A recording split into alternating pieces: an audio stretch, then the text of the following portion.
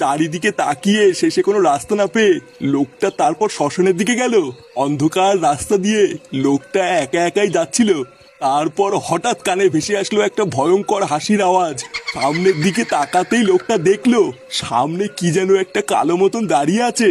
চোখ দুটো যেন লাল টকটকে, আর মুখে বড় বড় দাঁত। তারপর কি হলো দাদু? তারপর আর কি, দেখতে না দেখতেই ওই কালো ছায়াটা লোকটার উপর ঝাঁপিয়ে পড়লো, আর ওই লোকটাকে ওইখানে ধরে জ্যান্ত চিবিয়ে খেয়ে নিল। এই মেলেতে লোকটাকে জ্যান্ত খেয়ে নিল? হ্যাঁ দাদু ভাই, লোকটাকে জ্যান্ত খেয়ে নিল। ধুর বাড়া, বালের গল্প শোনাচ্ছে। লেওরা জ্যান্ত খেয়ে নিল? এটা কি বালের গল্প হলো শুনি? ভূত নাকি আবার মানুষ খায়? শোন, এই দুনিয়াতে এমন কিছু নেই যেটা সম্ভব না, বুঝলি তো? যেদিন নিজের চোখে দেখবি সেদিন বুঝবি কেমন লাগে। ভূত আমার বাল করবে? এ ফাটা, তুই এই পাগলা চোদা দাদুর সাথে বেশিক্ষণ থাকিস না, বুঝলি তো? তাহলে বাড়ার বার দেখবি তুইও কোন সময় পাগল চোদা হয়ে গেছিস। ফুটো, এ ফুটো, ফুটো। ওই যে চলে এসছে তোর বারোচোদা বন্ধুগুলো। এবার যাও, ওদের লেওড়া ধরে ঝুলতে ঝুলতে ক্লাবের দিকে যাও। দাদু, আমিও ঝুলবো? লেওড়াটা কি গো?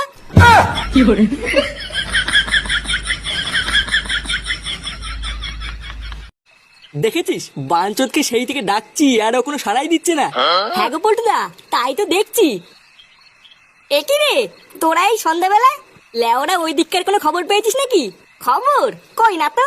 কেন, ওইদিকে আবার কি হয়েছে? আরে আমাদের পাশের পাড়ায় নিতাই দাদু আছে না, শুনলাম হঠাৎ চোদনাটা নাকি পটল কেটেছে। কি বলিস? মালটা পটল কেটেছে? হ্যাঁ, আবার শুনলাম ওনার নাকি 7 কুলো কেউ নেই। নিতাই দাদু 7 কুলো কেউ নেই, তো আমি কি বা চিনবো? তুই কি বা ছিড়বি মানে? লেওরা রেডি হ, আমাদের হাসপাতালে যেতে হবে। ওখান থেকে নিতাই দাদুর বডিটা নিয়ে একবারে শ্মশানে যাব। কি, শ্মশানে যাবি? হ্যাঁ রে ফুটো, যা যা রেডি হয়ে নে। সামনে কি যেন একটা কালো মতন দাঁড়িয়ে আছে, চোখ দুটো যেন লাল টকটকে, আর মুখে বড় বড় দাঁত। নে রে চোদনা, যা। তুই আবার কি বার ভাবছিস? মানে বলছি ভাই, শ্মশানে না গেলে হয় না? আসলে আজকে আমার পেটের অবস্থা খুব একটা ভালো নেই। মানে যেখানে সেখানে পক করে বেরিয়ে যাচ্ছে, বুঝলি তো? এই মেরেছে পল্টুদা, ফুটো না গেলে কি করে হবে? আরে তুই অত চাপ নিতিস কেন? ওর যদি অতই সমস্যা হয় তাহলে ওর কোনো কাজ করা লাগবে না। ও না হয় লেওরা শুধু পিছন পিছনে খই ছিটাবে।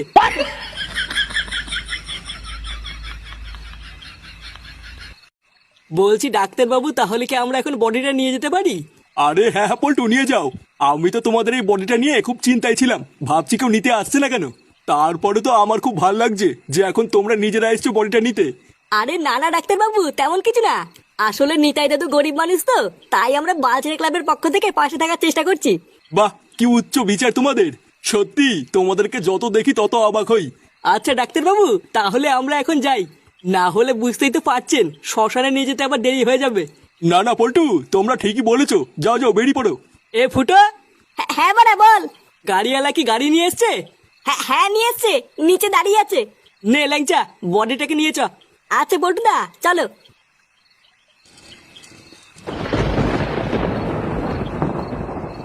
আরে চোদন মদন, এখানে কি করছিস?